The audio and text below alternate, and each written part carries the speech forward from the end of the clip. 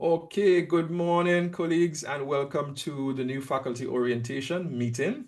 And I'm stressing meeting because we do know that this orientation is a deconstruction of what orientation should be, which is not a simple, episodic, or sporadic event.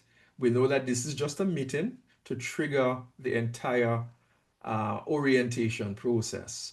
So we're going to invoke some hand holding for the next 2 semesters.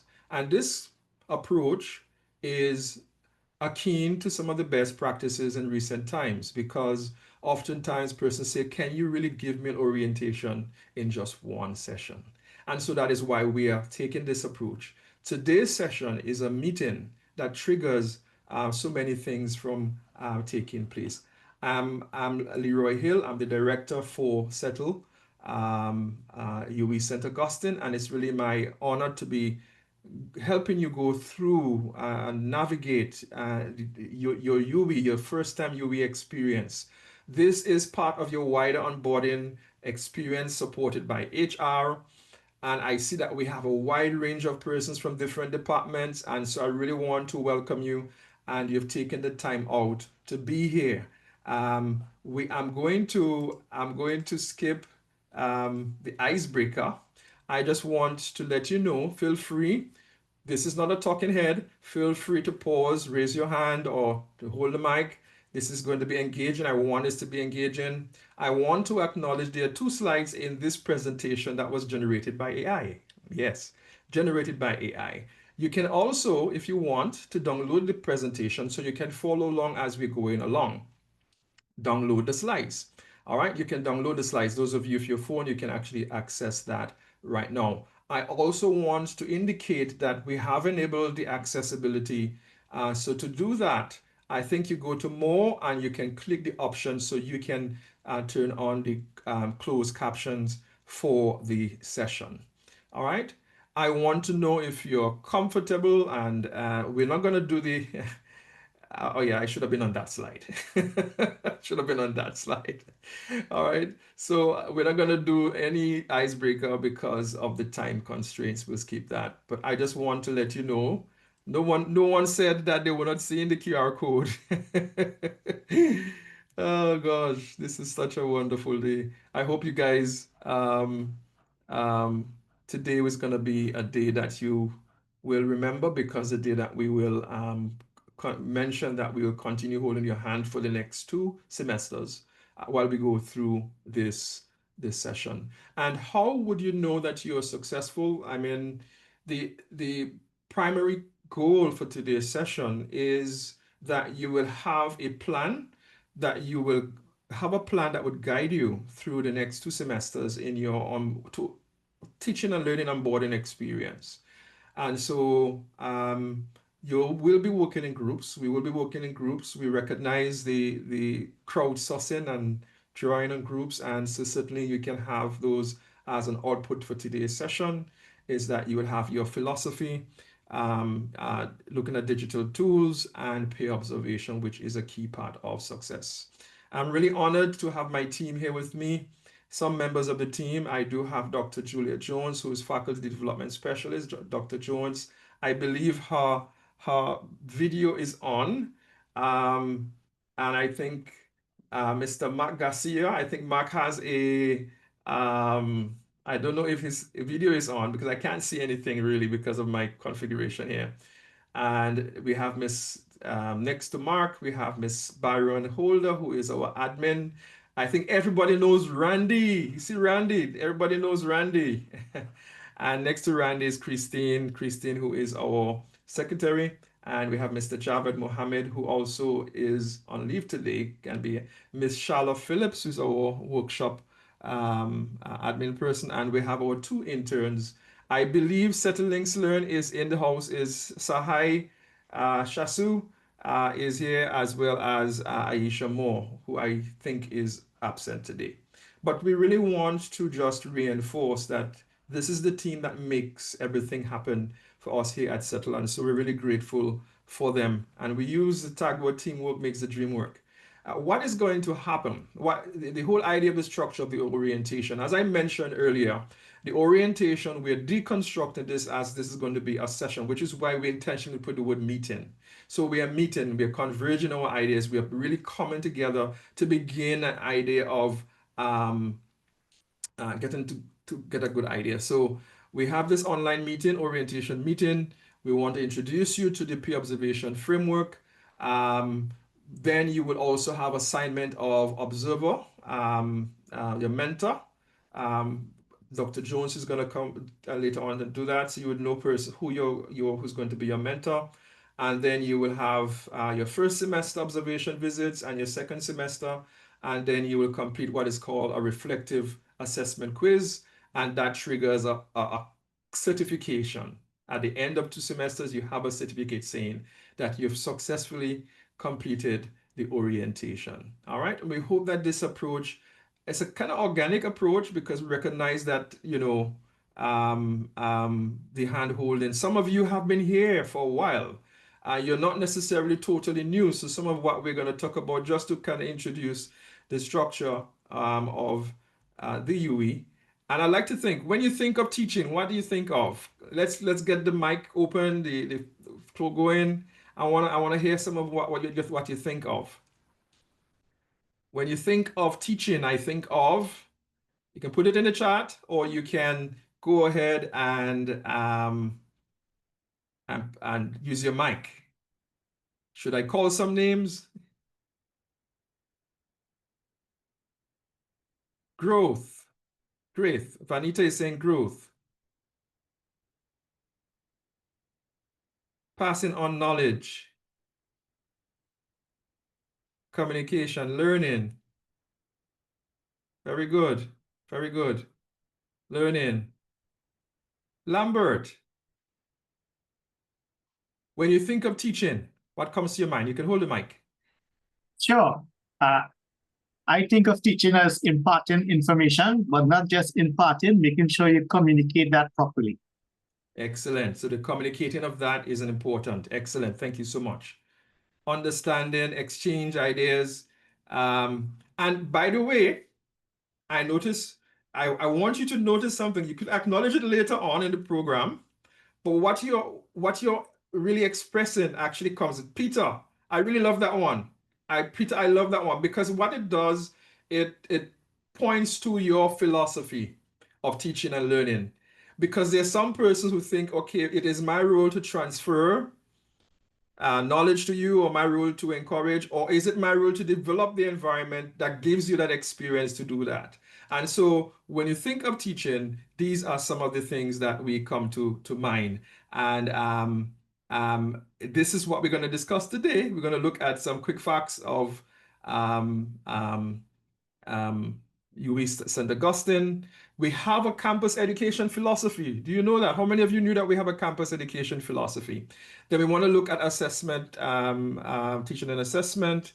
We want to look at things like, how is your progress monitored, your lesson planning models. We want to look at some of those, and more or less the reflective practitioner. I have my colleague, Mr. Garcia, who's going to focus a lot on the course experience review, which is, I really like that what Peter put in their experience. It's about what I speak about experience.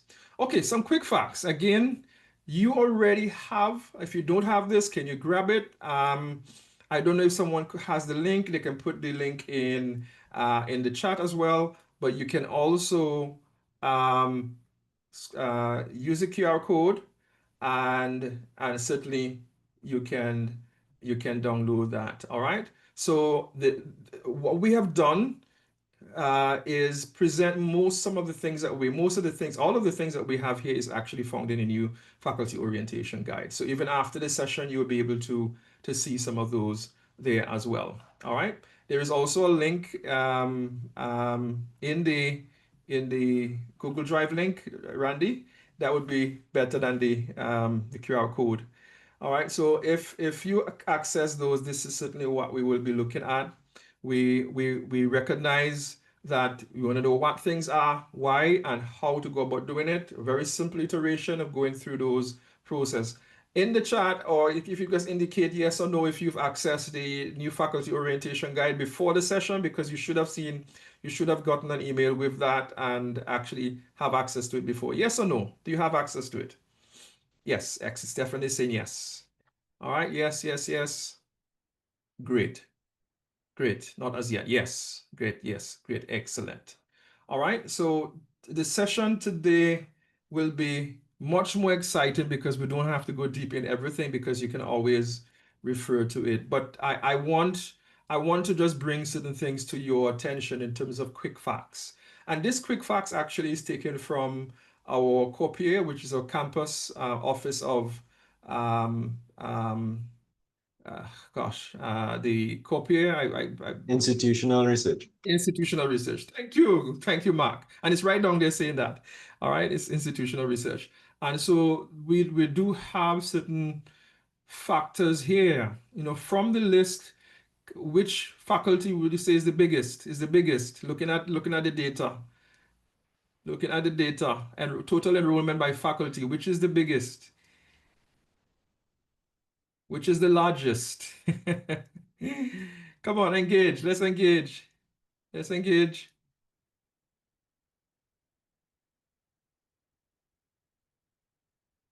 Anyone here from social sciences?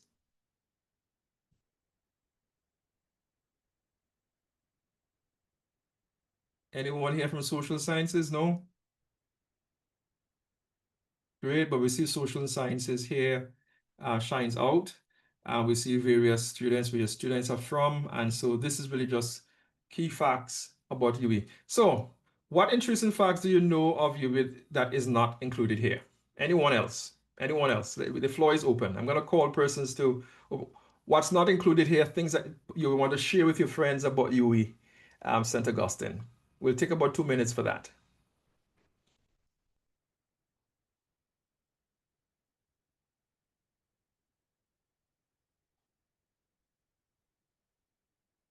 Okay, Lorraine, any interesting facts about St. Augustine that is not there? Stephanie, Vanita, you could use your mic. You can unmute yourself and go ahead.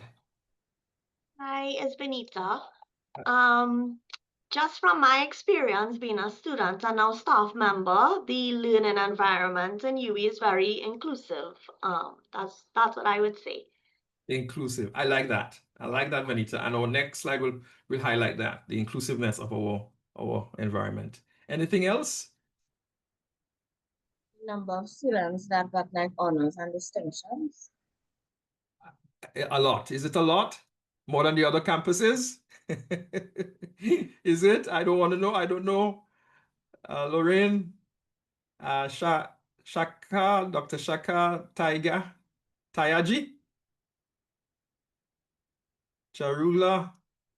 I'll be calling some names. Kieran, Kyle, I'll be calling some names. What do you see here that is not included here but St. Augustine? I'm sure there's some information that's there that you want your persons to know. Do you know that we have a cocoa research center? We actually produce cocoa. Everybody knows that? Everybody knows that, right? Yes. Do you know that we do a market? Do we have a market through agriculture? Anybody here from agriculture? We have agricultural produce that we sell. Anybody here from agriculture? Honestly, especially during Christmas time. Especially during Christmas time. All right, we're going to move on. And I'm happy that someone identified the campus inclusiveness. We do have a campus education philosophy. And what is so interesting is that St. Augustine is the campus that has that. All right, so that's one thing that we can say about St. Augustine. We do have a campus education philosophy. So I think it was Vanita, you mentioned the whole idea of inclusive. So the St. Augustine environment institution or campus is recognized for its inclusiveness, and we really want to ensure that this becomes central phase. This was actually voted in 2018, Academic Board 2018. And so it is our official campus education philosophy, I will tell you. And we're going to get the link in a while for you for the presentation. Like in a while, I'm going to show that so you can get that in a while. the culture of inquiry, equity, justice, the whole idea of socially, and I would add culturally responsive pedagogy, that's important, and integrate it in a curriculum with opportunities for creativity. I think Dr. Jones will happy to ring that in for us, creativity, innovation, and entrepreneurship. And the whole idea of the authentic and engaging learning assessment method. So this on a whole should be guiding everything that we do. So if you find that you're doing a lot of lecture and your students are not connecting and those sort of things, then you have to think about being authentic, meeting them where they are and trying to do that in a very careful way. I must say here that we have persons who've been able to demonstrate this through what we call our Certificate of University Teaching, which is our CUTL program. And we have some of our CUTLers here today, but we certainly do have persons who've completed, and we've seen the success and the impact of this. In fact, we do conduct an impact. So before students start and after, there's a pre and post assessment that helps us to gather that data, because we really want to invoke scholarship of teaching and learning, and so we do that. And we've seen success in that. We've noticed that there are some persons who finished the program and they were able to become fellows in the Higher Education Academy. Now, this is an international designation which recognizes you as a fellow in the Higher Education Academy, or Advanced HE. And Advanced HE, our program is mapped, the CUTL program is mapped along those values. As we mentioned earlier on, there are certain values that all of us subscribe to. Some of those are implicit, some of those are quite explicit. And the activities and so forth. So the program being remodeled around that, students can now complete and become fellows. All right, I'm going to come to the course experience review, and I'm going to ask Mr. Mark Garcia to come later on, but just letting you know that we do have quite the tool to help you reflect on the feedback your students would have given you about the experience that they're getting in the course space. So that's certainly something that we want to look at. And I want to just share another fact with you, that UWI St. Augustine has what is called, another fact that I can tell you is the UWI Faculty Cafe. I don't know if you guys are going to hear this. Let me know if you're hearing.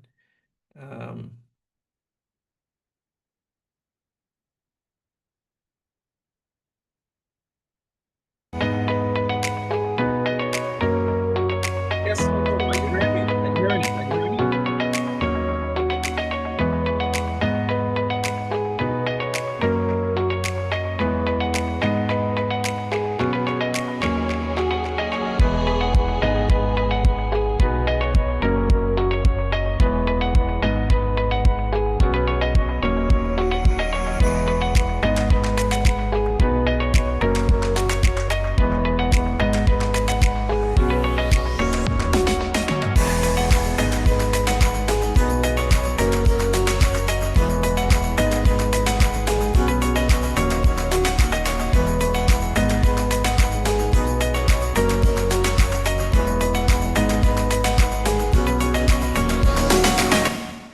So that's a plug-in for the UWI Faculty Cafe. That's something unique to UWI St. Augustine as well.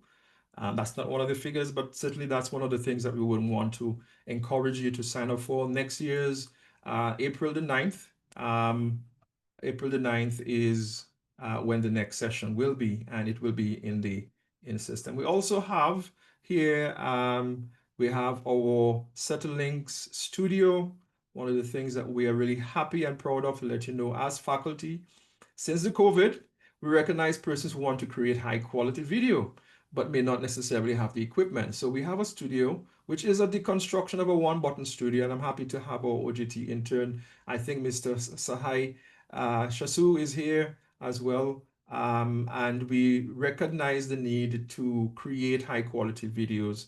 And so this is where the studio. So for teaching and learning, if you have a class or you want to record a video, you're certainly invited to use the studio. We have a booking system, and so it's in the chat where you could, that page will actually show you how you can book the studio and really impress your students. Especially, I know that some of you have online classes.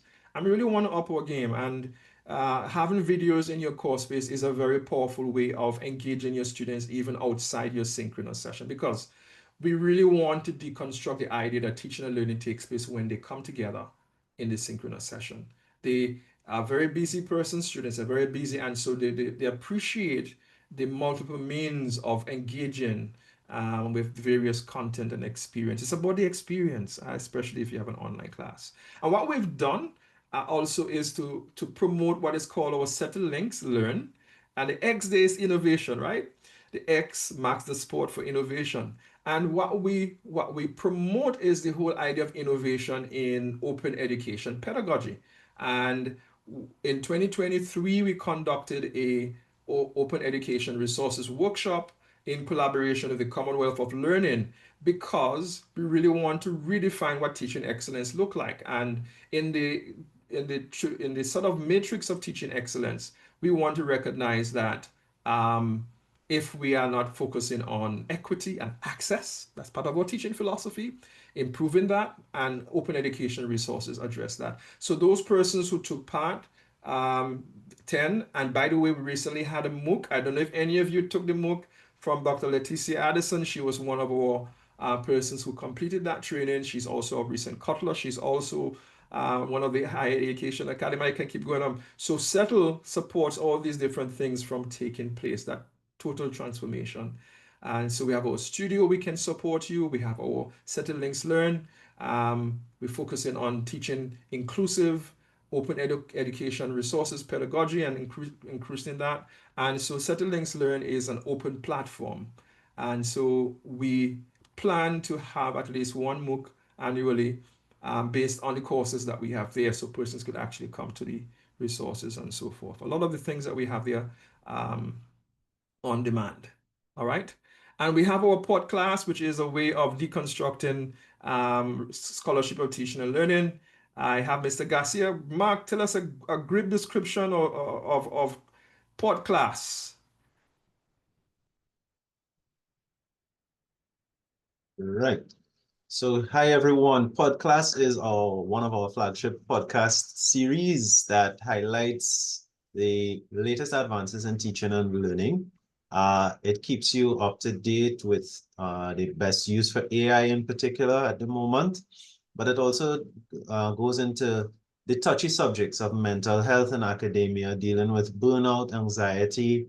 I should actually say brain health and not mental health, in keeping up with the latest of the research and the jargon. But it's hosted by us, it's hosted by me.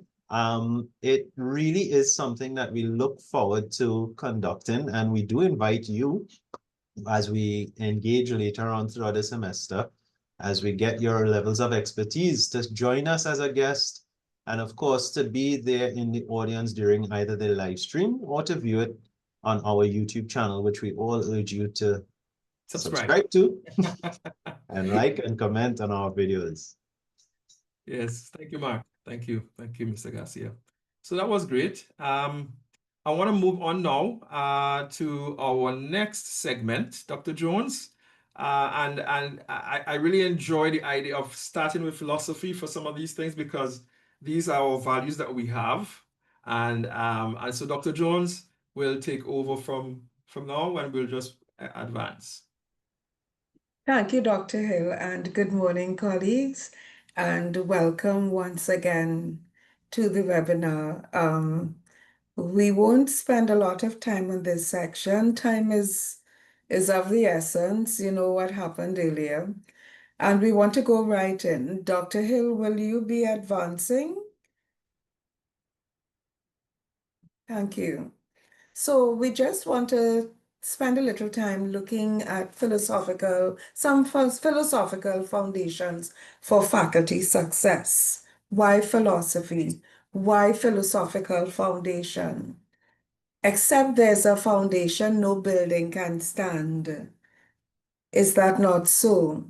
Everything, every structure in this world requires a firm foundation, and establishing a personal teaching philosophy is part of the foundation upon which one builds one's teaching practice. It is essential for developing a coherent and purposeful approach to teaching. In the same way that having learning outcomes guides, provides a roadmap, provides a destination point of arrival for students in terms of not just their acquisition of knowledge, but also their development of requisite skills and competencies and attitudes. What undergirds that is our personal approach to teaching and learning, our beliefs, our goals, our values, our concepts of learning, our concepts of teaching, what methods we will apply, our positionality even. All of that is relevant to our having a solid philosophical position that provides a foundation for teaching practice. So it also involves delving into personal beliefs, interrogating what might be my biases, what are my beliefs about education, about the role of the teacher, about the nature of knowledge. Having a philosophical foundation also empowers us as faculty, as educators, as teachers to make informed decisions about curriculum matters, about pedagogical matters, about assessment as well. And the alignment between philosophy, having a personal teaching philosophy, and practice ensures that teaching is purposeful and contributes meaningfully to student learning outcomes. So as we move on, we want to look at this slide, take about 10 seconds and read the ways in which the left margin compares with or contrasts to what is on the right. Where does your own philosophy lie? Where are you positioned as an educator?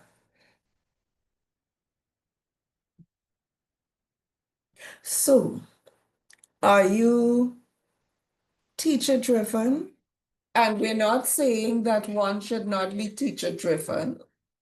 Okay, we are not saying that one should not be teacher driven. That has its place in terms of, and you will hear more from Dr. Hill about being a reflective practitioner. But in terms of course learning outcomes, as they are aligned to program learning outcomes, where are you positioned on this continuum represented here in this graphic that Dr. Hill has shared with us? Student-driven as opposed to teacher-driven. Constructivist as opposed to simply providing information for students. Are students responsible for their learning?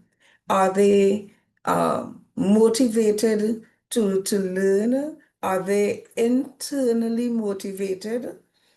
Or is it solely the responsibility of the teacher where students' learning is concerned?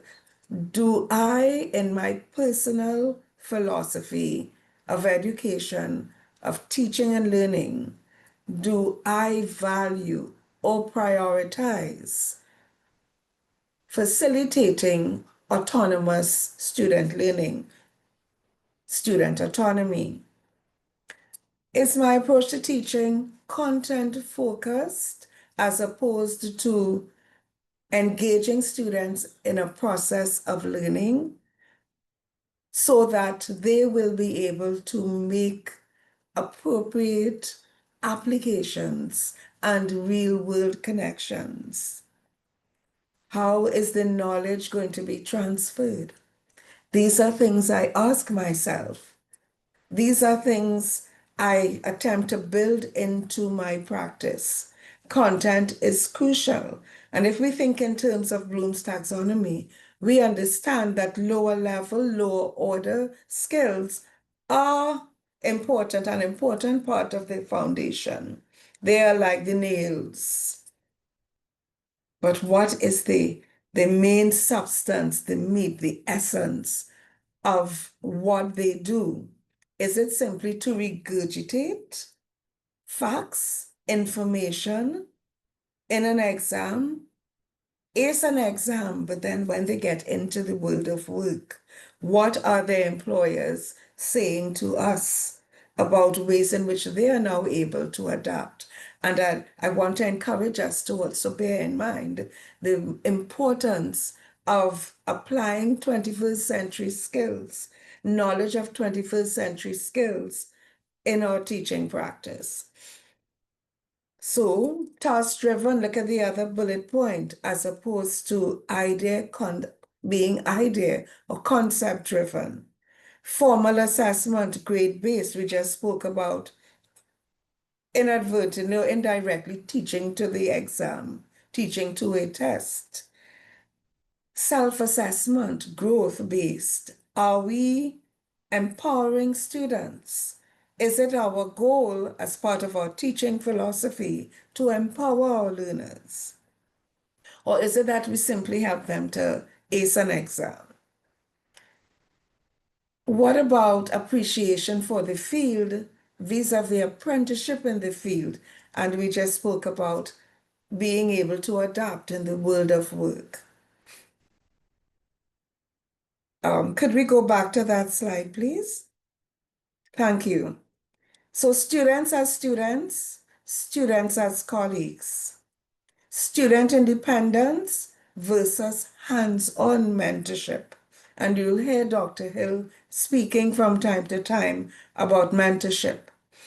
Professional focus as opposed to learning, teacher and learning being exciting and engaging. So we can move on. Thank you. Dr. Hill, okay, yes, thank you. We have Dr. Hill included a video here. Let's spend a little time looking at it. And you First, can write in your this introductory comments in the section chat. to the science and practice of education in our times, there's some terms that we need to define, some basic terms. Teaching, for example, has historically and now sometimes been termed as an art. And when people refer to teaching as an art, they mean it's a way of relating, of a way of being creative or persuasive. It means you're a type of person that somehow has some natural instincts to influence other people. So teaching as an art is an idea in some people's mind. There is another idea associated with teaching, of course, which is teaching as a vocation. And then it means a kind of job with particular routines. Quite often it involves a public servant with skills that are acquired which fit in with certain standards. And the third meaning that we're going to share with you, or the third definition, is teaching as a science. That is, the teacher as a professional researcher that is observing, diagnosing, designing, tracking, evaluating. This is the definition of teaching that we're going to explore. Of course, none of these are separate. Teaching as an art, teaching as a vocation, and teaching as a science, of course, are interrelated. But the one thing that we want to stress is that there is nothing natural about being a teacher. And different content, different contexts, and different learners require very specific kinds of approaches in order to be able to be transformed. Teaching is a complex task, and it is a science, a very in-depth science that engages people in all their variety and in all their aspirations. This idea of education, the idea of teaching, the idea of learning, it's something which surrounds us, it's with us all the time. And sometimes people say teaching is just an art. You know, some people are good at explaining things, enjoy explaining things to other people, are naturally, mentors, helpers, friends, and other people are just not very good at explaining things and don't have the patience to explain things to somebody else, to a novice or to a child or somebody else who doesn't know as much as they do. Some people are just not as good at it. So that, in a rough kind of vernacular sense, that's what we mean by teaching as an art. It's something which some people might be sort of naturally good at and some people might be naturally not very good at or not inclined to do. Teaching is also a vocation. It's a profession. So one of the things that kind of, if you like, bedevils education as an area is that we often think of it just in an instrumental kind of way.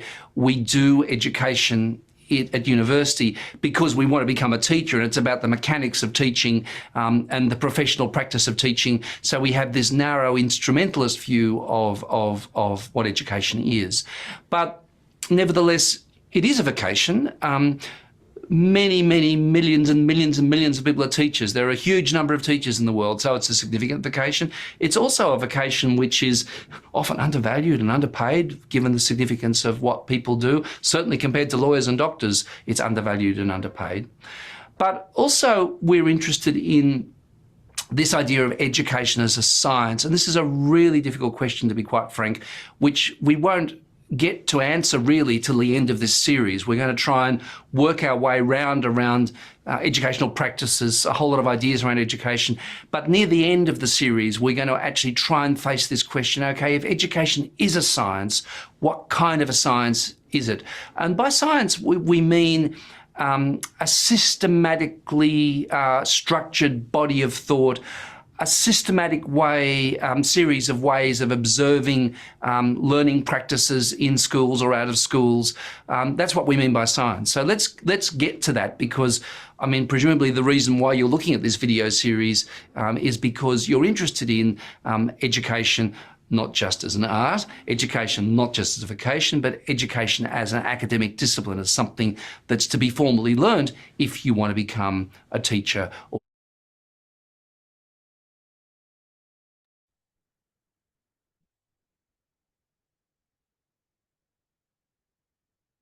Thank you. So colleagues, we move on. Dr. Hill, in the interest of time, I will skip the next video. I suggest we skip this video and move on. Thank you. And I'm going to ask my director, Dr. Hill, to help me out here with this slide. He prepared the presentation, and I think he will do a far better job of speaking to this image that you are seeing on this slide. Dr. Hill? Yes, Dr. Jones. Thanks. And I mean, this is really one of the things that we're noticing. We follow the data, we follow the trends. One of the things that we've seen and one of the things that we noticed in the data is there is something called faculty or teacher resilience, but there is also called wellness in terms of getting that work-life balance. And the data is pointing, even in the post-COVID setting, that it's not just students who have those issues, but also faculty. And so what we've done is that we've put on 2 successful Laugh Out Loud shows, and we really want persons to maintain that balance.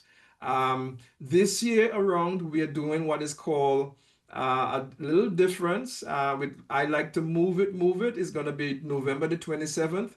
And it's going to be an exciting opportunity for you to really engage with your colleagues in a different way.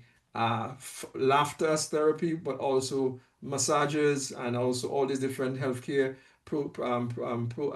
booths and so forth, as well as events that we'll be organizing. Really exciting for the November the 27th this year. But we also want you to know that as a faculty member, you can subscribe to the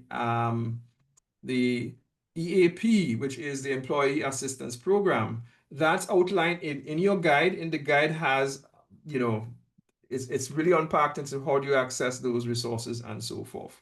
Whether it is personal or work issues, you do have support from the EAP, and a range of services they are provided for your health, your brain health, as according to that. I did mention again, we do have I like to move it, and we certainly want to help you participate in that. All right. We'll move on quickly to course planning. Course planning. I know we're supposed to have a break. Randy, you let me know when that break is supposed to be in. Yes, go ahead. Kieran, go ahead. Kieran, yes, definitely. Kieran, go ahead. I missed that. That's all right. Hi, good morning, everyone. Kieran Emertia, School of Education. I just wanted to get a little more clarification on the previous slide prior to the video, please. There's a particular point, student, a student as colleague. Now, prior to this opportunity, I was a previous math teacher at St. Francis College, secondary school. And it is, of course, my concept, my notion that students need to be treated as students, of course, in order to maintain that level of professionalism when it This comes slide to. you're referring to? Yes, of course. Yes. Okay. So that would be 1, 2, 3, 4, the fourth point from the bottom. Okay. Student as colleague. So I just want a little more clarification there, if possible. It is in my opinion that students need to be treated as students, and of course, colleagues treated as colleagues, and have that clear distinction between it.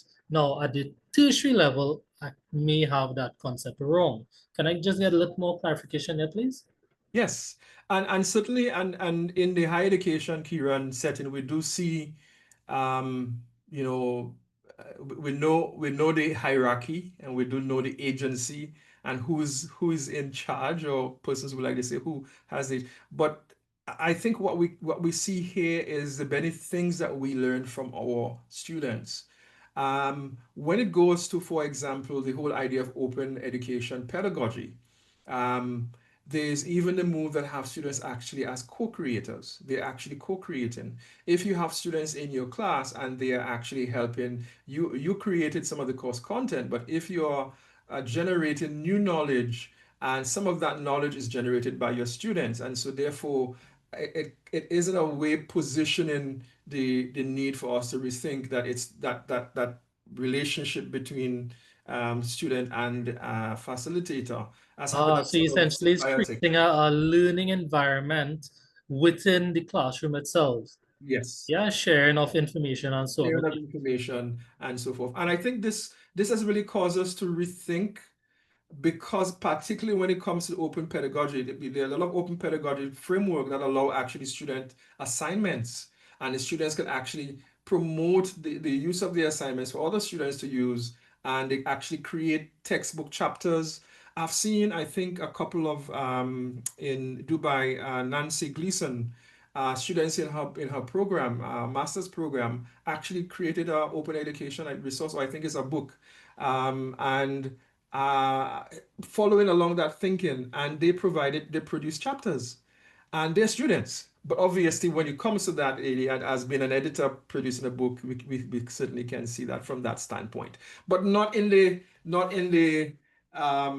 normal sense. You know, we do know who the teacher is and so forth. I hope that clarifies it. Yes, most definitely. Thank you so very much. Definitely. Thank you. Anybody else? Anybody else? Anybody else? Hi, Dr. Hill. Yes. Yes. Wilson. So from the perspective of how it was mentioned, you just basically looking at like the undergraduate level students, or what about the tertiary the postgraduate level students as well? Because those, like for example, if they're doing a MPhil or PhD, right? I can say from your example that those can be treated as a colleague at the same time, because the postgraduate students, they actually advance in research and they discover new things, and they would work along the advisor or supervisor as a student, but at the same time they have that colleague type of relationship as well. Yeah. Is that the same thing as compared to undergrad student?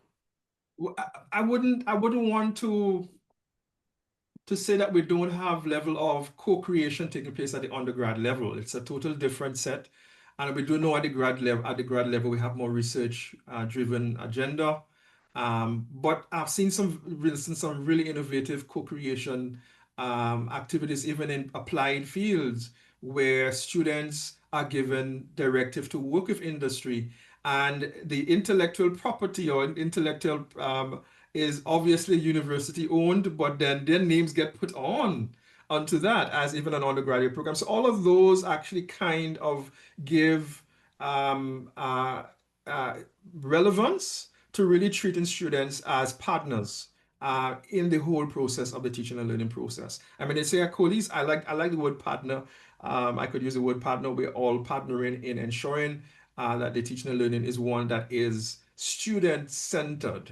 And the whole idea of, and I'll tell you this, many of us, we may want to subscribe to student-centeredness, but it's a conundrum because we fight because of our inherent philosophical positions. And these philosophical positions are actually indicated through our values. What do we value?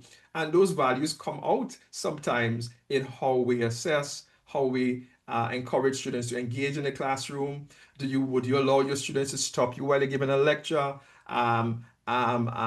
Do you allow your students, for example, if the students say they disagree, how do you go about saying that in a lecture and having that sort of dialogic inquiry and debate taken on? So I think all of those are ways in which we and do that. All right, thanks, Randy.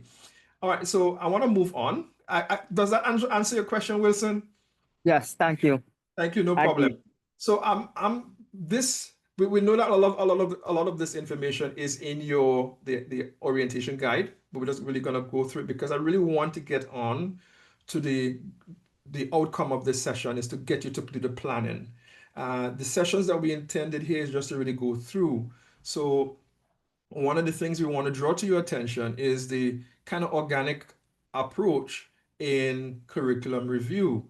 The curriculum review process goes through a very, sometimes some persons call it bureaucratic or procedural, carefully outlined. And so what we've done is that we've included the curriculum review system. It's a new platform. So if you have a new, I know some of you may not be tasked with creating new or revised programs, but this is what we require right now is that any new program that we want to submit it through our curriculum review system. All right. There is also a stipulated course outline.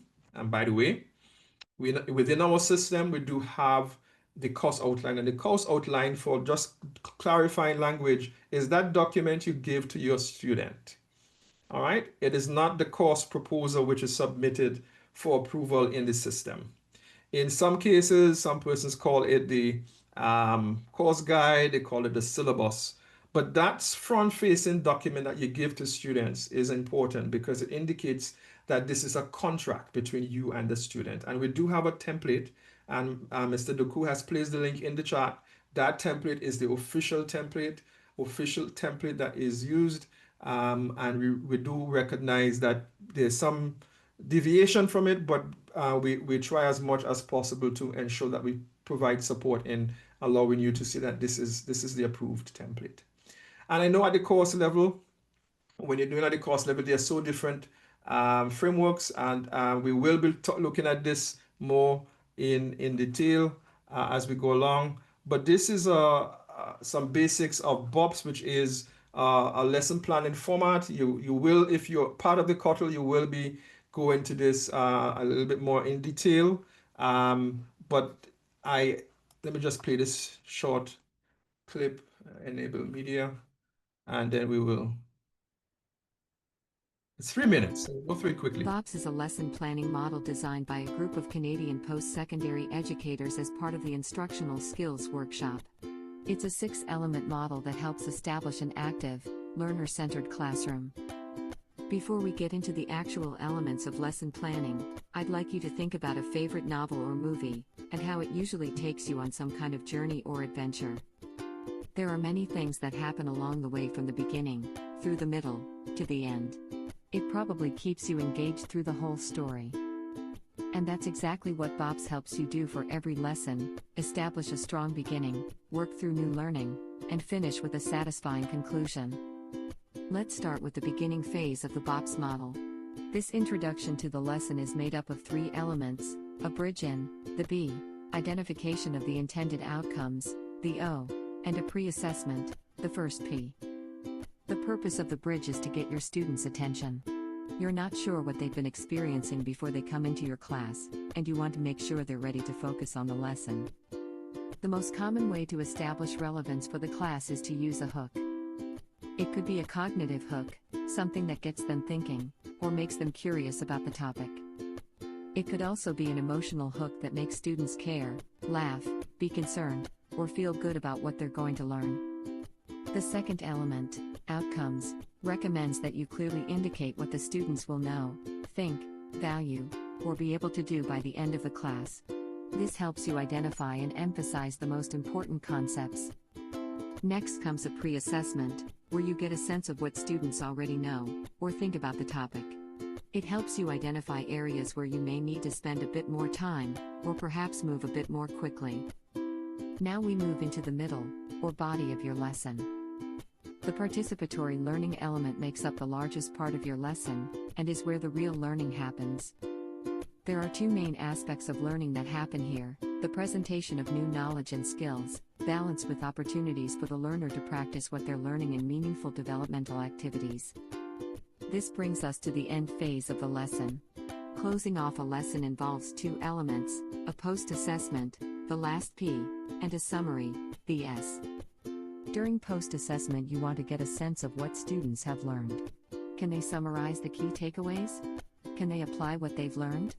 This helps learners solidify what's important. Each lesson needs a finish, a reminder of the key takeaways. It may be a quick summary or even a quote that leaves your students thinking about what they've learned. Consider it a bow on the package. So next time you sit down to plan a lesson, remember the 6 elements of the BOPS model. Start with your bridge, outcomes and a pre-assessment, involve the students through participatory learning, and finish off with a post-assessment and summary. Thank you. And again, this is a framework that is designed for higher education. And I will encourage you to, when you get a chance, to download the presentations and in your guide as well, to really go through this and see how it could enhance your planning. I know we have different ways of planning and different approaches of actually designing. I like this one because it starts with the end in mind. And the whole idea that Wiggins and Taggart that they presented here is that you understand it by designing with the end in mind. And the thing here is that you want, I know some persons might be thinking, oh, don't I focus on the content? The content actually comes later on. So you really think about the results. What is the desired results that you want? And then what will be the evidence? You focus on what will be the evidence, which means the assessment. And then the events come around that. So you see the content actually is not something, it's more activity based. It's more related to that connection between that backward design approach. And we have certain workshops and certain events that will be focusing on that strategy. We do have sessions, for example, when we're doing certain workshops, we encourage you to do that as a way of doing that. And then the assessment, in terms of planning your assessment, many of us think assessment differently. Which type of assessor are you? Think about it. What is your philosophy of assessment? I know someone asked a question a while ago, should I be giving students marks for their formative assessment activities? What's your take on that? What's your take on that? I'm going to call some persons. All right. Lauren, I haven't heard from you. What type of grader are you? Let's look at that. Let's interact a little bit. What type of grader are you? Hema as well. Go ahead, Lauren. Go ahead. You have the mic. Definitely the optimist. I try to be, maybe I'm too easy, I think, with grading. Great. And that's okay. And people recognize that because they're lenient, they have perhaps a colleague to give a second look because then it draws question of whether or not it was fair, you know? Right. Okay. So it's okay to be an optimist, and you're being honest about it. But I think also the whole idea of second marking and moderation, which helps in the whole process. Just as I say, you need a critical friend or critical eye to see. Since I'm being so lenient, I'm being the optimist, then let me see, am I being correct? Yes, good idea to do. Thank you, Lauren. I appreciate that. Anyone else? In the chat, if you can indicate which type of grader are you? In the chat, if you can do that, let's participate. Let's participate. Let's see how many of you will put optimist, pessimist, realist. Go ahead. Come on, let's see it in the chat. In the chat, optimist.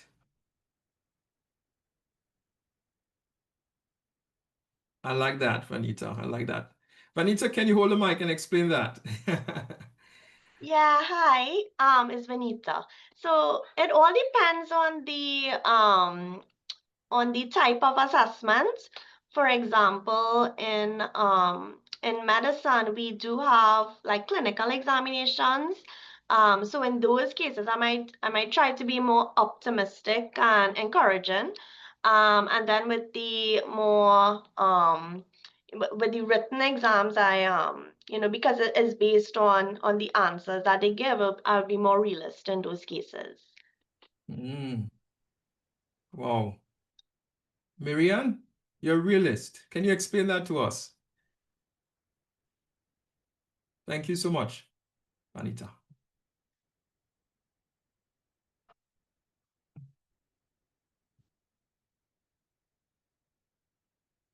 Lambert, you say fluid. I think it's similar to Vanita. You said you're fluid. Lambert, you want to explain that? Yes, sure. I really think it depends on the type of assessment being graded, as Kavita said. But at the end, when you look back, you might consider, yes, my success wasn't all that great in getting the information across to the students. Why did some students perform so badly? So after you think about it, maybe come back to being a realist. Wow. And I see Kieran kind of mix it up a bit. Thank you there in saying if you use a rubric, would that change the whole idea? Remove any types of subjectivity while grading. And by the way, you can have rubrics and there's a lot of subjectivity even within the rubric itself, especially how it's designed. So you do have persons, even though you have a rubric, sometimes it's just holistic market, and there's a lot of great subjectivity in there. And also, you also have the way persons, the general way Kieran of persons doing rubrics, they let's say give the person a 1, a 2, 3, 4, and so forth. Or perhaps they might have that same thinking for all the categories. And is that fair that someone who's now you're getting a 5 for content and you're getting a 5 for organization?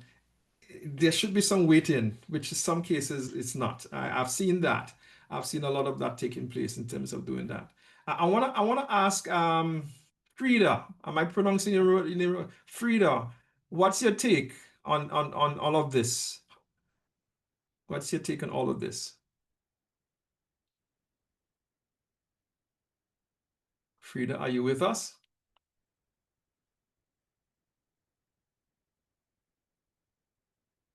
All right.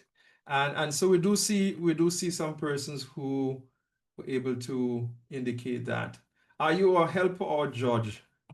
That do you see yourself helping students towards a goal, or do you see yourself I'm just a person evaluated and I'm a judge and giving them the grade? So there are different approaches in which how we will do that. And so therefore, for some persons, let's say 100% coursework. I want it to be developmental, so I'm going to do a portfolio. I will be giving students feedback as they go along and allow persons to see that growth through our portfolio assessment activity. Or I'm only interested in just really testing your knowledge at the end of the course. I'm going to give you an exam, sit in person, and then you do a paper pencil test Whether or not you're able to translate that to your practical or world of work is something different, but this is how it works.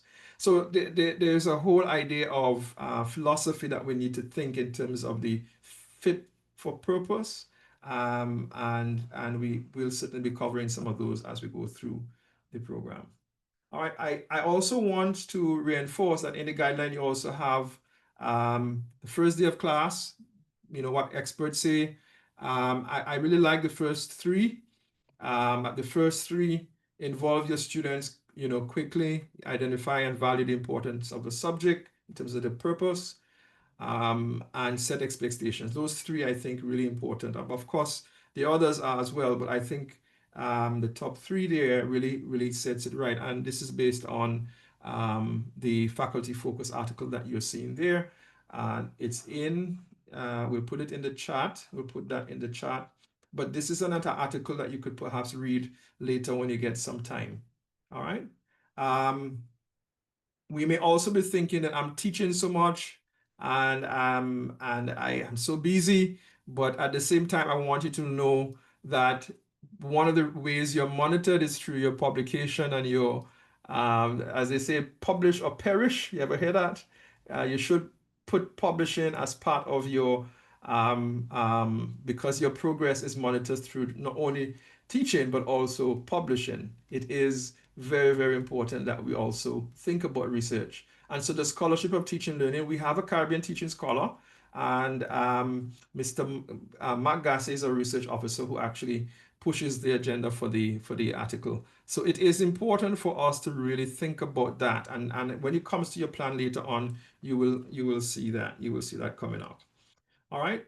We have a number of technologies that we use here at the UWI. Some of those will be introducing you to them through different sub-workshops, but FacePoint, our learning management system, is built on Moodle, the latest version of Moodle. We call it My Learning, but it's really Moodle Learning Management System.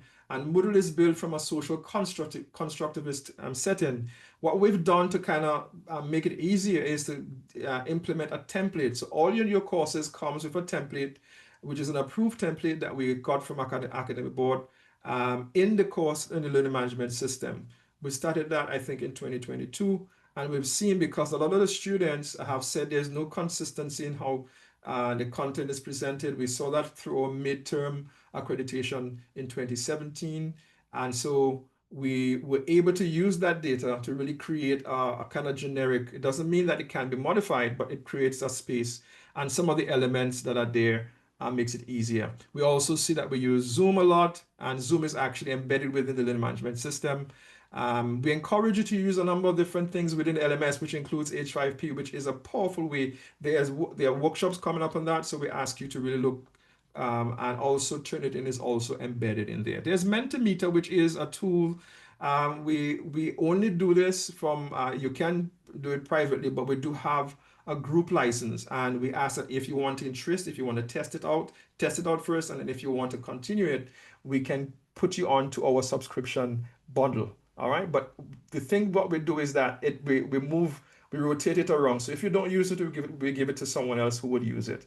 And so these are different tools certainly that we have in our setting. I want to turn on now to, let's take a 5-minute break, and then we'll go on to Mr. Garcia.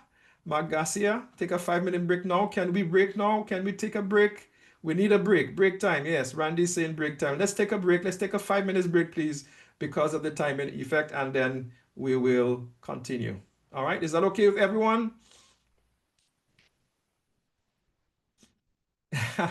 Kiran, there are so many. There are so many, but we actually have sessions on AI in education, and so we ask you to subscribe to our calendar, and so you will see when some of these things come out.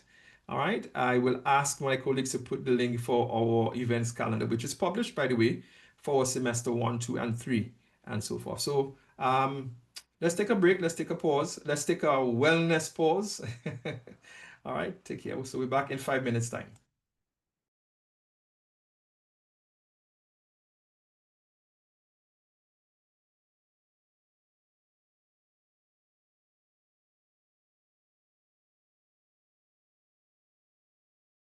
Website, we have We have our booking page. Please book a consultation. We are here to help. We are here to help. And as much as we are helping, we are continual learners too. So we do need your feedback on every session, on every interaction. So at least we know how we're doing. Any questions? Any questions before I revert to Dr. Hill? Yes, Mark, one question. Yes. Lambert again. Uh-huh. Yeah. What if, as in my case, I am only teaching parts of courses, not the entire course? So I'm only there for particular days within the semester. Right. So in a case like that, how the system is set up is that multiple lecturers having different course assignments, let's say, within the course itself, would be reviewed or included in the CER for that specific course. So the student would have a drop down. So if, let's say, it's Lambert and Mark teaching a course, they would be able to complete the section for Mark, and then they would complete the section for Lambert, which would keep the data separate. Yeah? I hope that answers the question. Yes, it does. Thanks. Great. Happy to hear. Benita. Hi, thanks for taking my question. So in medical sciences, our courses run for like 8 weeks. The clerkship. So how would that work for our students? Because you wouldn't have a week 10. Right. So because you have such a unique structure, Benita, I thank you for bringing that up. What we do for the clerkships is that review by the students or the student feedback is actually conducted by the CMSE, the Center for Medical Sciences Education. Okay. So what we would do is that we would do the courses for, let's say, dentistry, pharmacy, and so forth. But anything that has a clerkship or rotation is conducted by the CMSE.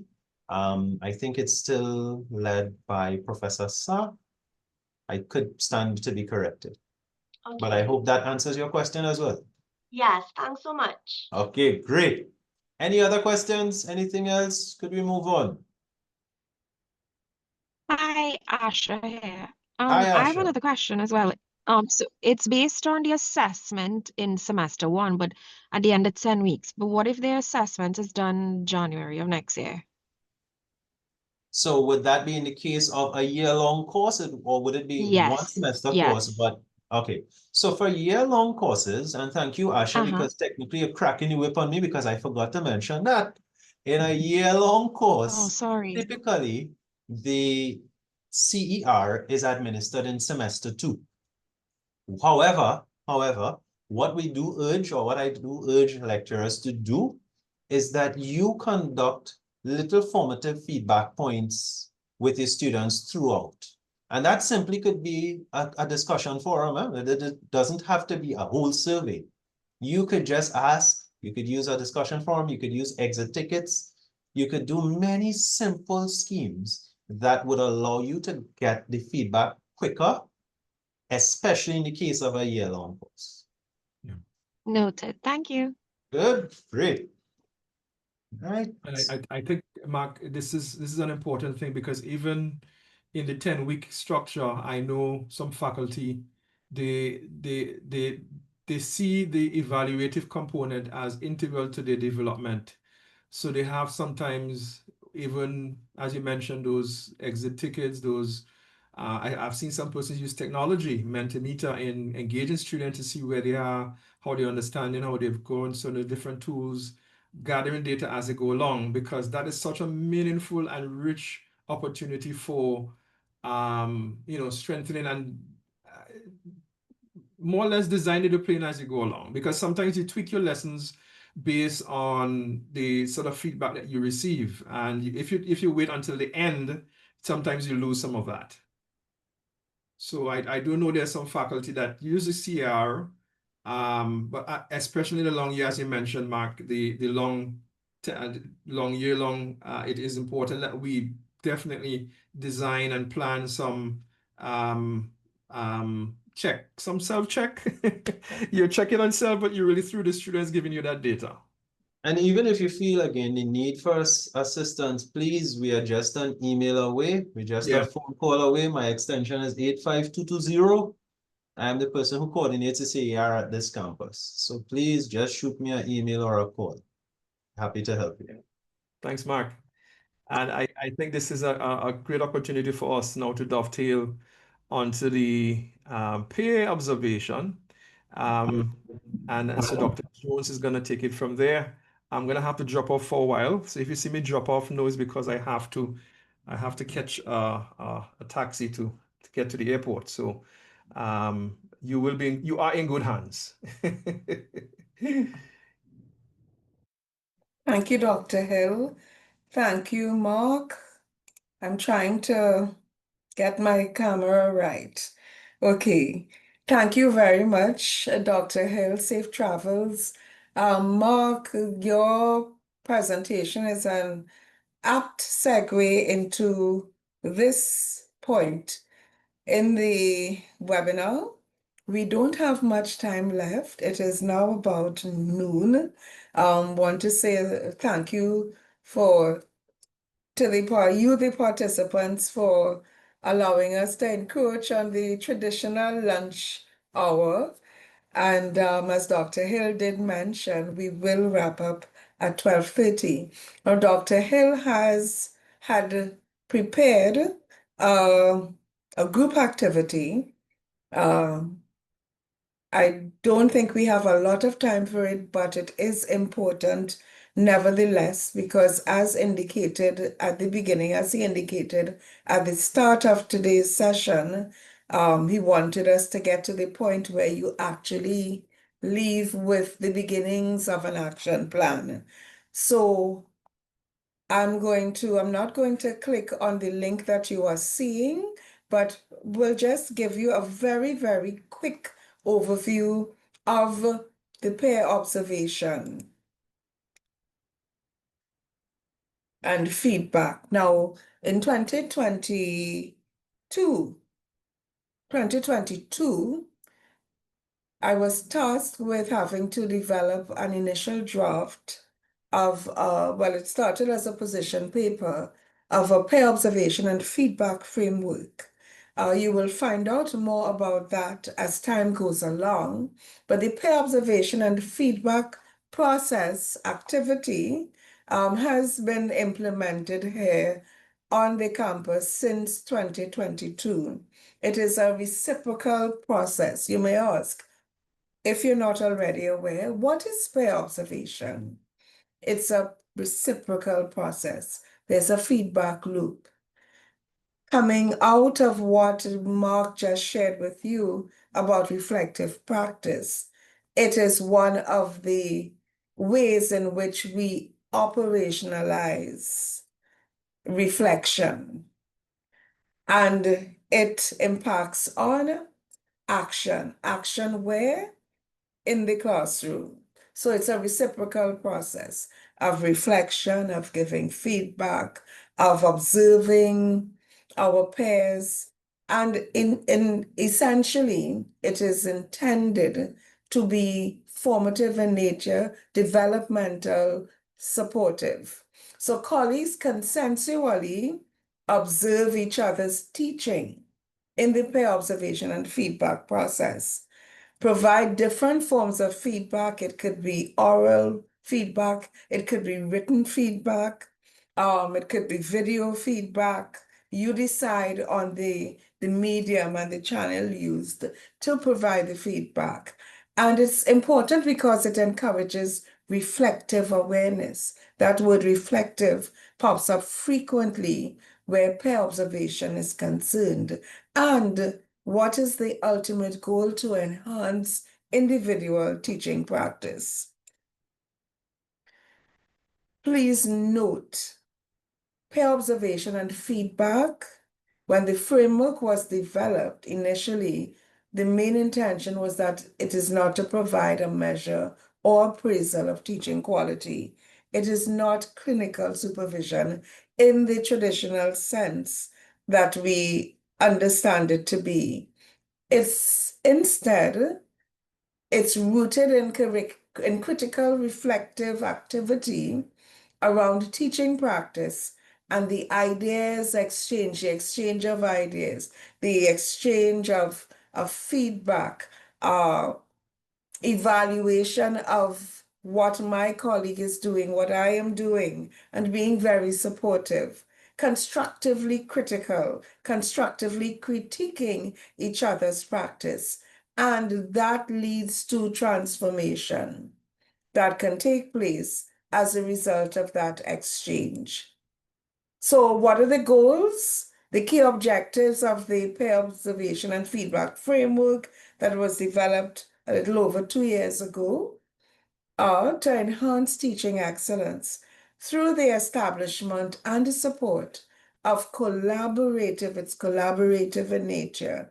Peer observation and feedback is very collegial, and to promote critical and reflective dialogue about professional practice. So I'm not going to go into the video now because of time. We now are going to go into breakout rooms. I'm going to ask Mr. Garcia to assist with that, please. We have how many participants, Mark?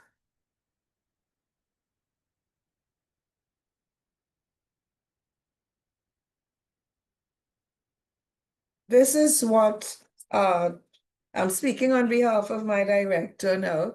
Dr. Hill would like us to accomplish by the end of today's session.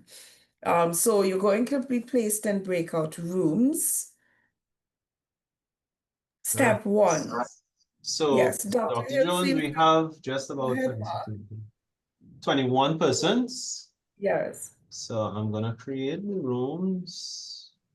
How If many persons Yes. could take a screenshot of this, Yes. that would be great. If you could take a screenshot. So when you get into your groups, and we did include, if you downloaded the presentation, we did include a sample of one which is AI generated. Yes. Is there, so you can see that. Dr. Hill, how Uh, many minutes would you like them to discuss Well, I'm and thinking plan for, we can and is in how do you want it done? I'm thinking we want to end by 12:30. So Yes. I'm thinking if we give them 10 minutes, and we encourage you, if you want to use AI, one of them, Claude or ChatGPT, you could use those tools as an assistant. All right, you can certainly do that. But we want the persons to deliberate. And if you go to the next slide, Dr. Jones, the Yes. next slide is actually a sample, what one can look like. We don't know what some of the things, but we're thinking that in 4 persons in a group, there might be some things you want to prioritize over the next, 3 months, or semester one. And then semester two, you will have, because the peer observation, the orientation process, sorry, is actually a 2 semester process, because you will be tagged on with a mentor, someone who will be coming to your classroom as well. Just as we don't want to confuse the term they have internally, but we is the observer who will be seen as a mentor.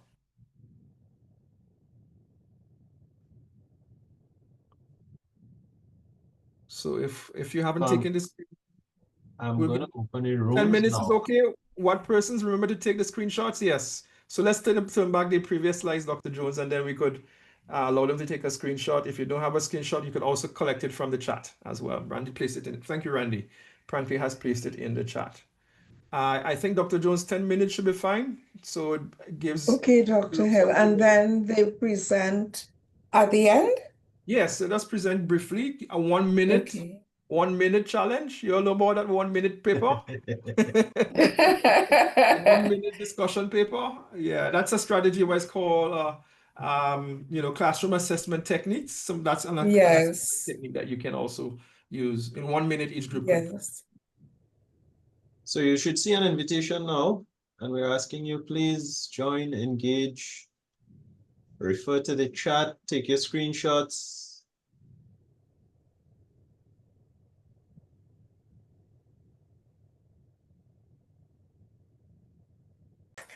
And we are thank you for enabling the recording again. Group 1, let's dive into the presentations. Dr. Hill said each group has 1 minute to do a rapid presentation. A lot can be said in 1 minute. So we dive right in. Let's have persons from Group 1, breakout room 1. Do you remember who you were? Yes, we will try to do something within 1 minute. I'll ask Dr. Jones give us that 1 minute break there. Right? Are you seeing my screen? Yes, we are seeing it. So we took the good option of using AI to generate an action plan. And so we consider this action plan to be flexible and to be modified at will to suit specific purposes. Yeah. So it could be generated to site specific, content specific, course specific. A few things we saw often is that if we look at teaching philosophy, right at 1 page, we're going to change that to 1 paragraph. With technology integration, of course, you want to use My eLearning as the LMS platform and utilize Zoom or Teams or Google Teams, Microsoft Teams that is, and Google Teams in order to have conversation discussions, good meetings with staff and students, and to provide students or colleagues with things specific to our courses with websites that we know of, we have used, YouTube content, or even those sites where we have free books across many, many different courses. Yeah. And these are free, completely free, and can be used at will and modified at will as well, provided, of course, you keep it within the free content. Right. We suggest that AI be used with caution, because we know there may be mistakes coming up when you generate items with these AIs, with Google Chat or whatever ones that you use. Okay, that's it for us. Thanks. And brilliant. Let's move on to Group 2, breakout room 2. Thank you so much for that very detailed draft plan, and it's good for moving forward. Thank you. Yes, Randy, thank you for the emojis. Lovely round of applause. Let's move on. Thank you, Lambert. Thank you to your group. Excellent. Absolutely brilliant. Let's have breakout room 2, that group 2.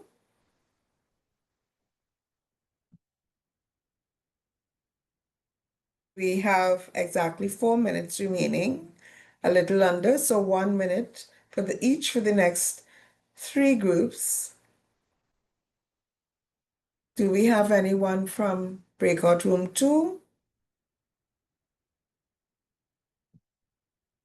Do we have Anyone Asha or there? Marianne, Patrice or Prey? Anything from your room? While they are deliberating, I'm not sure if they're still on. I think they are. Let's have room 3. Kieran, Kyle, Roger. Are you ready to present?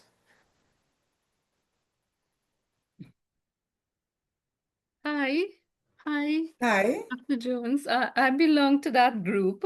And so the first, I think we went into think, peer share, but we only got as far as think, and then Mark came in and we were chatting. So based on that discussion, I will just present 3 simple points, because Okay. I was sharing with Mark, and Kiran did chime in as well. Yes. I was sharing with Mark that prior to today's session, that is exactly what I was reflecting on, what support do I need, right? I've been Excellent. teaching Yes. full-time since January of this year. Yes. Yes, so I put it as a tripod stand, yes, for the action plan.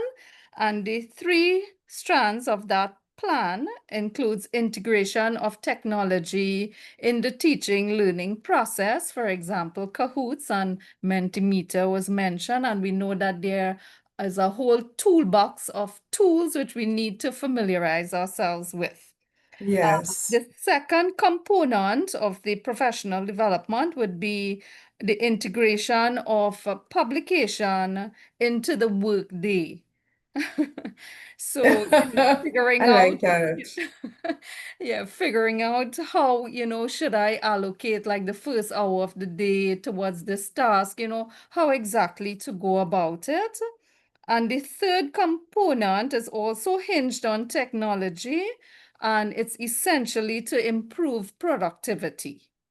Yes? Excellent. Brilliant. Yeah. Hi, Kieran here, just to add to what Yes. Ms. Ramla was Thank saying, you. and to stem on her metaphor of the tripod, the I love material that's it. holding everything together that must also be included would be feedback, both teacher and student feedback, because that is an Excellent. essential aspect to the teaching and learning Yes. process. Excellent. Thank you so much for including that as well. And I love that image of the tripod. Lovely. Thank you. Lovely. You're in And the just to science field. Your discipline is science. social Yeah. sciences and humanities. Okay, thank you for that. Yeah, So and just to close Randy, off, just one yes, point. We did reach yes, out to ChatGPT, and very quickly we got a lovely sheet as well. But I know due to time constraints, we can't share it. So maybe another time. Thank another you. time. You could always send it to Sure, us. no Thank you problem at so all. much. You're And welcome. Randy, another round of applause for them. Everyone, show some appreciation as well. And we go quickly on to group 2 and then group 4. 1 minute each. Everybody's hearing me? Thanks, Patrice. Are you able to share? You need to share, or you'll So just I don't talk need it to share through? I'll just talk it through. Our group didn't get very far, but the area that we will technology integration. So some of the areas that we could focus on is incorporating softwares that students could use to enhance their understanding of certain key tools and the components that we will teach within the classroom. So, for example, I'm into nutrition, so we could use nutrition-related softwares to show students the connection between what is consumed and the caloric intake and how the incorporation types of activities can now impact the caloric output and improve overall health. Also, the use of other types of softwares within the classroom to enhance that reflective component and helping students to remember certain topics that might be a bit more challenging compared to others. So I think one of the groups, not just one would have mentioned Mentimeter, we also have Kahoots, like one-on-one games that you could do within the classroom to create that reflective component where persons would be able to share on something that stood out to them or something that they found to be very challenging, etc. Excellent. Thank you so much. Brilliant as well. Well, we know everyone here is brilliant, and we are thankful for the brilliance. Excellent. And group 4, to bring the curtain down to the. Thank you for the applause, Randy. Our final group, room 4. Thank you for the applause, Mark. Anyone from room 4? We had Devon, Hema, Lauren, and Peter in room 4. Right, hi, this is Peter. Hi, Peter, So, all right, thanks. yeah, so I'll just make it quick because we didn't do any documentation, but in our discussion, we were trying to see how to strategize to maintain the students' attention in the class, and also how while during the class, how do we allow them to have a good confidence in the exam when they're being assessed. So one of the things that we briefly discussed was like, this is my scenario where I would while teaching the students the theory and all the formula and everything, I'm actually allowing them to design the exam questions so that it will be a lot more authentic when they're being examined. And so some of the tools will be actually listening to them while they're developing it and let them come up with the creative ideas in the whatever subject area that we're learning with, and that's basically what it is. Excellent. And that really wonderful word, creative. So thank you so much. Another brilliant presentation. And I'd just like to And say, Dr. Jones, that what yes, Peter, in reference to, I think it was Kieran's question earlier, that is an example yes, of having the student as your colleague. You yes. give them the Nice link, opportunity, Mark. and as a principle of universal design for learning, and allowing Yes, them to help assist with the assessments. Of course, exactly. more low stakes than high stakes. Again, exactly. And you are promoting student engagement, learner autonomy, okay? And that aids motivation, engagement. So thank you so much. This has been brilliant. And we simply want to end with a huge thank you. Before and mark the evaluation for the session. Is there a link in the chat? I'm sharing, so I'm not seeing the link. 1 sec, I would put that just. Okay, so Mr. Garcia will put the link for the evaluation form for today's session. We beg you, please take just a minute or two to complete the evaluation of the session. We need that feedback. Someone mentioned the importance of feedback. It's important for us to also get feedback. I think Dr. Hill already had to step away, but we want to say thank you so much to all of you again, and have a great academic year. Feel free to reach out to us at the Center for Teaching and Learning, Excellence in Teaching and Learning. We are here to provide support. It's just a few of us, but we are always here and willing and available to provide support. You can send an email, make a phone call. We'll be happy to support. And we are also happy to learn from you, to hear from you. Call and make recommendations as well. We welcome that too. So have a great weekend, and thank you for joining. The link, I think, is in the chat. So Right. please, So yes, Dr. Mark. Jones, the evaluation, or let me just end this call 1 sec. Yes, the evaluation has actually been sent to your emails. Good. So when the session is finished, please feel free. Keep in mind too, folks, this month we celebrate a major milestone at Settle and across the campus. We are inviting you to be part of it. Those new to the campus, every September we do have the UWI Guardian Life of the Caribbean premium events, which is either the Teaching Awards or the Premium Open Lecture. This month it is happening. I think it's on the last Friday of the month. It's on September 26th. 26th. At 5 or Lovely. 5:30. Thank you so But much. get And here that for is 5. right. Yes, please do. That's at the Teaching and Learning Complex, Auditorium A1 and 2. So we've put the details in the chat. Please also make use of the link that's been placed in the chat to follow our upcoming events, so that you would be able to catch all of the different sessions on the different tools for learning, and of course, best practice. Looking forward to working with you all. And welcome Yes, to the UWI. definitely. Thank you, Mark. Bye, everyone. Have a great weekend. Thank you.